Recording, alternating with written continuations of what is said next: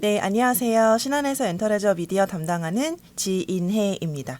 제가 작년 11월 초에 연간전망 포럼을 진행하면서 제 섹터 역대급으로 바쁜 2026년도가 도래할 것이다라는 의견을 드려왔는데요. 약간 아쉽게도 작년 말부터 올해 초까지 워낙 대형주 중심의 쏠림 현상이 컸기 때문에 조금 주가가 지지부진하긴 하지만 그럼에도 펀더멘털 상으로 매우 좋다라는 점 다시 한번 재차 강조를 드리면서 그때 말씀드렸던 내용과 업데이트 중심으로 자료를 재구성해 보았습니다. 섹터를 여전히 좋게 보는 이유는요. 요 페이지인데 일단 첫 번째로 엔터는 올해 이제 빅사이클을 맞이했습니다. 합산 영업이익 1조 원 레벨로 올라올 것으로 보고 있고요. 기존 투자 포인트였었던 굿즈 성장 사이클이 여전히 유지가 되는 가운데 중국의 한한령 해제가 없더라도 지금 중국향 실적은 부활하고 있고요. 그리고 슈퍼 IP인 BTS와 블랙핑크가 돌아오고 여기에다가 이제 레거시 IP인 엑소와 빅뱅이 바로 이익에 기여하는 한 해가 될 것입니다. 그래서 역대급으로 바쁜 한 해로 실적 활동이 굉장히 많을 것으로 예상을 하고 있고요. 레저는 많은 분들이 피부로 와닿으실 거라고 생각합니다. 우리나라 인바운드 엄청 좋거든요. 그래서 입국자가 최대치를 계속해서 갱신해 가고 있습니다. 이유는 K컬처 확산 효과, 정부의 정책 효과, 그리고 중국인의 일본 반사수의 효과도 있을 거고요. 무엇보다 환율이 매우 원화 약세로 외국인들한테로 하여금 약간 한국 여행을 더 싸게 많이 하실 수 있는 기회이기 때문에 지금 인바운드가 우리나라에 많이 몰리고 있습니다. 그래서 인바운드 관련주인 외인 카지노 제 섹터에서 국한에서는 외인 카지노 계속 보셔야 된다라는 의견을 드려왔고요. 미디어는 4년째 불황이었는데요. 올해 반전의 기회가 있으리라 보고 있습니다. 아직 뭔가 매출단이나 펀더멘털이 아주 바뀐 건 아닌데요. 그래도 기업들의 자발적인 참여로 인해서 적극적으로 그간 불황의 원인이었었던 제작비를 크게 감소시키고 있습니다. 그래서 제작비 감소 그리고 그에 따른 제작 편수 증가가 맞물리면서 전반적으로 실적의 영업 손익은 바텀아웃 한다라는 의견 계속 드리고 있습니다. 각 섹터에서 탑픽으로는 엔터에서는 가장 큰 대장주 이제 하이브 탑픽으로 골랐었고요. 코스닥 엔터주 중에서는 SM, 레저에서는 파라다이스, 미디어에서는 드라마 대장주인 스튜디오 드래곤을 말씀드린 바 있습니다. 최근 업데이트 드려보면요. 11월 이후에 업황의 펀더멘털 모습은 사실 더 좋아졌거든요. 이유는 제가 지금 하이라이트 해드리는 테이블 봐주시면 그간 중국과 한국 간의 관계는 더 좋아졌고요. 반면에 이제 한일령이 터지게 되면서 사실 우리나라가 조금 더 이제 일본의 반사수혜를 받지 않을까라는 이벤트들이 대거 발생을 하고 있습니다. 그런데 오른쪽 지표처럼 사실 아쉽게도 대형주 중심의 쏠림 현상이 코스피 따라서 많이 나타나고 있어서 아주 최근에는 엔터주가 많이 밀리는 모습인데요. 그럼에도 불구하고 펀더멘트는 계속 좋다라는 의견 드리고 있는데 일단 제일 큰 모멘텀이 임박했습니다. 올해 가장 큰 엔터의 모멘텀은 K-팝 역사상 가장 큰 스케일의 컴백이 될 이제 BTS의 컴백이 임박했다라는 소식인데요. 사실 내일 아주 큰 이벤트가 공개가 됩니다. 지금 촬영 시간이 1월 13일 오후 4시인데요. 14일 날 이제 BTS 월드 투어가 공개가 됩니다. 아마 K-팝 역사상 가장 큰 이벤트가 될 거고요. 제가 추정하고 있는 건 공연 횟수 60회 정도입니다. 그리고 아마 60회에서 70회 사이로 공연 횟수가 공개되지 않을까 생각을 하고 있고요. 저는 실적의 서프라이즈가 이 가격단에서 나오리라 보고 있습니다. 20만 원에서 30만 원까지 레인지를 흩뿌려 놓았는데요. 20만 원일 때 공연 매출로만 1조 벌어들이게 되고 30만 원 상단일 때 1.6조가 나오게 됩니다.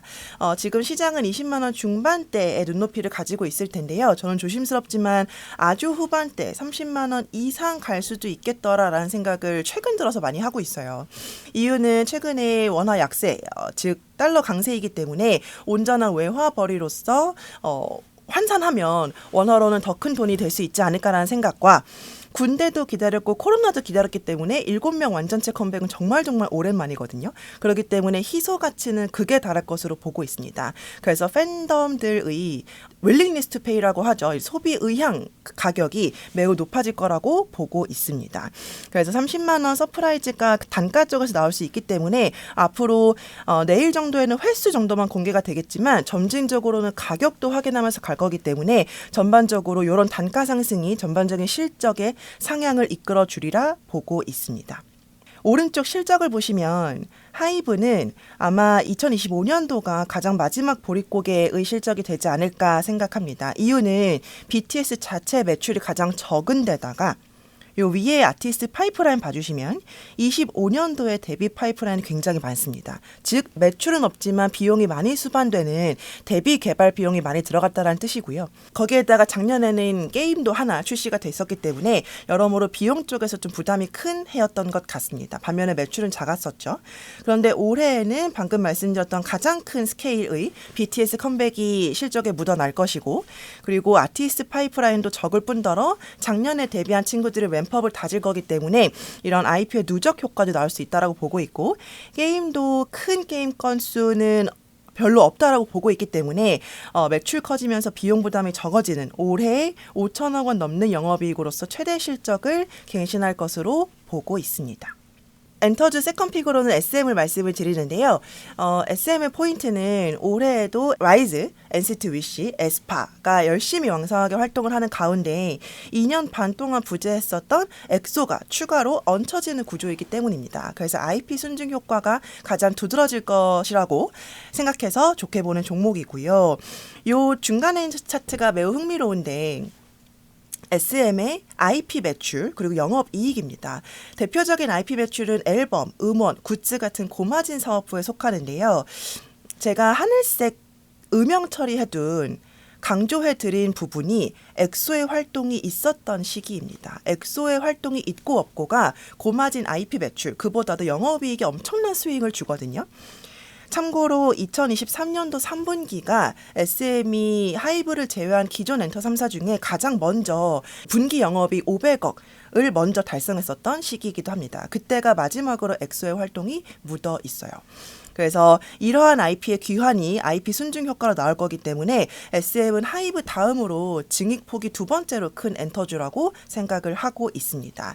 그리고 SM의 또 다른 포인트는 열심히 손실을 냈었던 자회사들의 축소를 계속해서 강화하고 있다는 점입니다. 그래서 자회사 쪽에서 많은 적자가 있었다면 작년도 기점으로 전체 자회사를 합산해서 보면 이제 흑자 전환에 도래했고요. 올해에는 이 폭이 더 커지리라 보고 있습니다. 여기에 또 하나 포인트는 엔터주 중에서 가장 중국의 포지셔닝이 잘 되어 있다라는 장점입니다. 그래서 왼쪽 차트가 SM의 중화권 매출인데요. 한알령 해제가 공식적으로 없더라도 3분기 누적 중화권에서 벌어들인 매출이 작년 한 해치의 110% 이상을 달성할 정도로 이미 중국은 나름 실적이 부활하고 있는 구간입니다. 그래서 SM은 하이브 다음으로 증입폭이 크고 여러 가지 단점을 좀 가지고 있기도 해요. 뭐 미국 포지셔닝이 약하다, 혹은 상대적으로 슈퍼 IP가 조금 부족하다, 이런 단점을 많이 질타를 받기도 하는데요. 그럼에도 불구하고 멀티플이 그런 걸 다 반영해서 가장 싼 엔터주라고 보고 있습니다. 그래서 슈퍼 IP의 레버리지는 대장주 하이브에서 보시고, 하이브 플러스 알파의 세컨픽은 증익폭이 큰데 싼 업체, 그리고 중국도 잘하는 업체라고 보면 SM이 세컨픽으로 무난하다라는 생각 공유해 드리겠습니다. 미디어 4년째 아주 안 좋은 섹터였는데요. 저는 올해 분명히 반전의 기회가 있으리라 생각합니다. 일단 드라마 제작사 쪽인데요. 스튜디오 드래곤 기준 1등주 기준으로 실적의 변화를 말씀드려 보겠습니다. 2024년도 말부터 스튜디오 드래곤이 제작비 절감을 얘기합니다. 제작비 절감의 방향은 크리에이터 효율화 그리고 실비 정산 도입하는 거였는데요. 그러한 제작비 절감 전략들이 반영된 작품들이 촬영 기간을 거쳐서 이번 3분기부터 실적에 보이는 구조였습니다. 그래서 제가 지금 하이라이트 해드리고 있는 부분이 3분기 제작비인데요. 확실히 지난 3분기부터 절대적인 회당 제작비와 매출 원가율이 동반 하락하는 모습을 보이고 있습니다. 확실히 그간 불황의 원인이었었던 제작비 급등이 이제 피크아웃을 시작했다는 뜻이고요. 올해부터는 크리에이터 효율화 실비 정산에 더해서 본격적인 AI를 접목시킨 CG나 VFX에도 후반 작업에도 제작비를 녹여낼 거기 때문에 앞으로 이 C 절감의 호흡은 장기적으로 지속된다라고 보시면 될 것 같습니다. 절대적인 제작비 레벨이 낮아지니 어떠한 변화가 나타나나요? 중간에 있는 차트 보시는 것처럼 만들 수 있는 제작의 여력이 커졌습니다. 그래서 제작 편수가 3분기 기점으로 다시 반등을 시작하죠. 어떻게 보면 C는 주구장창 오르기만 하다가 피크아웃 하는 거고요. Q는 비싸서 못 만들고만 있다가 다시 만들기 시작하는, 그래서 C 절감 그리고 Q 증가만으로도 확실한 영업 손익은 바닥을 지나간다라고 보고 있습니다. 올해 제작 편수도 크게 늘어날 예정이기 때문에 올해 실적은 계속 눈높이가 높아져 가지 않을까라는 판단이고요. 여기에 활용점정은 사실 중국이 진짜 열리게 되면 아티스트 스케줄을 조정해야 하는 엔터보다는 미디어가 조금 더 속도감 있게 실적 성장이 나타날 수 있는 섹터라고 보고 있습니다. 이유는 분모 개념의 제작비가 변하는 게 아닌데 이 제작 작품을 사갈 수 있는 바이어가 그냥 뿅 하고 하나 추가되는 거기 때문에 중국으로 하여금 신규 매출로 붙는 분야는 그대로 이익으로 떨어질 수 있기 때문입니다. 그리고 뭐 아티스트 스케줄을 조정한다든지 그런 것들보다 B2B 계약 이 진행이 되면 예를 들어서 뭐 텐센트 비디오와 스튜디오 드래곤 이렇게 B2B 간의 계약만 성사되면 바로 드라마를 납품하거나 판매해서 실적으로 일으킬 수 있기 때문에 어떻게 보면 중국이 열린다라는 포인트는 미디어에 훨씬 더 속도감 있는 실적 개선으로 나타나리라 보고 있습니다. 그래서 기업들의 자발적인 노력만으로도 실적은 바텀아웃 그리고 중국의 모멘텀을 계속 이유할 것으로 판단하기 때문에 스튜디오 드래곤 같은 드라마 제작사들의 반전을 올해에는 크게 기대하고 있습니다. 마지막 레저 인바운드 쪽인데요. 이 왼쪽 차트 보시는 것처럼 매월 인바운드 지표는 역대 사상 최대치를 기록하고 있습니다. 그래서 1월부터 11월 누적만으로도 굉장히 많은 수치가 나왔는데 문체부가 12월 넷째 주 기준으로 잠정 발표한 수치를 보면 이미 작년 한 해의 인바운드가 역대 최대치라는 점을 확정 지었습니다. 국적별로 보면 중국, 일본, 특히 기타 국적 엄청 커지고 있습니다. 정말 K 컨텐츠 효과나 정책 효과나 환율 효과가 크게 두드러지게 나타난다고 생각합니다. 이 중간 차트는 심지어 주석에 달아놨지만 1월부터 11월까지의 누적 지표입니다. 그래서 12월이 여기 뿅 하고 붙으면 가장 큰 인바운드가 될 것 같아요. 그래서 인바운드 관련 업종 계속 봐야 된다라는 말씀을 보고서를 통해서 말씀을 드리고 있고요. 예를 들어서 뭐 제 섹터는 아니지만 뭉뚱그려 보면 뭐 호텔, 에스테틱, 총망라해서 뭐 뷰티 쪽 그리고 제 섹터에서 국한에서는 외인 카지노 계속 보셔야 할 것 같습니다. 오른쪽 지표처럼 23, 24, 25 최대 매출 찍어내고 있고요. 유일한 단점은 작년에 너무너무 잘했기 때문에 약간 기고 효과라고 할까요? 그런 거 외에는 사실 자연적인 인바운드 증가에 따른 구조적 수혜를 보는 섹터라고 보고 있기 때문에 외인 카지노 선호 의견 드립니다.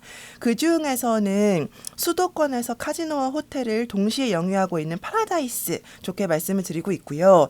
최근 들어서는 중국이 더 많이 들어온다라는 입국자 모멘텀의 테마이기 때문에 조금 더 중국 포지셔닝이 잘 되어 있는 롯데관광 개발도 관심 있게 봐주셨으면 좋겠습니다. 네, 이상 최근 2달까지 업데이트 드렸고요.